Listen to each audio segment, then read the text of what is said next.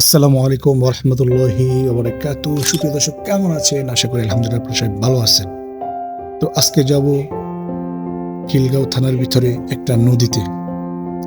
এই নদীটা অনেক সুন্দর, তাই সাইকেল নিয়ে বের হয়ে গেলাম। চলে এলাম নদীতে। নদীর অবস্থা খুবই খারাপ।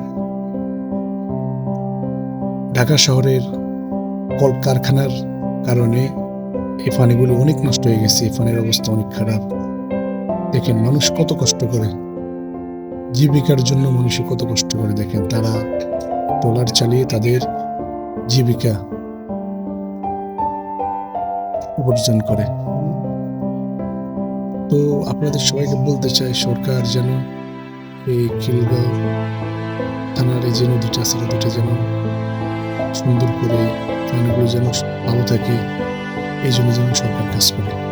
দেখেন এই জায়গায় আছে আপনার বাঁশের সেতু। এই সেতুটা অনেক উঁচু। সেতুটাতে যখন আপনি উঠবেন, অনেক ভয় পাবেন, অনেক মনে হইতেছে আমি পড়ে যেতেছি, এরকম লাগতেছে। তো সরকারের দৃষ্টি আকর্ষণ করতেছে, মানুষের অনেক কষ্ট হইতেছে।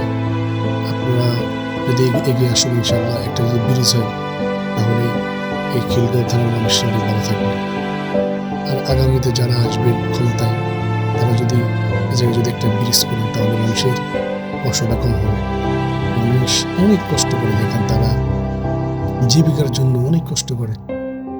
তো আপনাদের সবাইকে বলতে চাই, শুক্রবার যখন ছুটি পাইবেন তখন আসবেন, আসে ঘুরবেন, দেখবেন নদীর পাড়গুলো দেখবেন। ইনশাআল্লাহ গ্রামের নদীগুলো অনেক সুন্দর, কিন্তু শহরের নদীগুলোর অবস্থা অনেকই খারাপ। চলে এলাম। জায়গার নাম কি? আর এটা খিলগাঁও থানার ভিতরে পড়েছে মনে হয়। আর প্রাকৃতিক সৌন্দর্য আপনাদেরকে দেখালাম, আপনারা অনেক ভাবেন ইনশাল্লাহ। আর ঢাকা শহরের ভিতরে গ্রামগুলো অনেক সুন্দর, আলহামদুলিল্লাহ।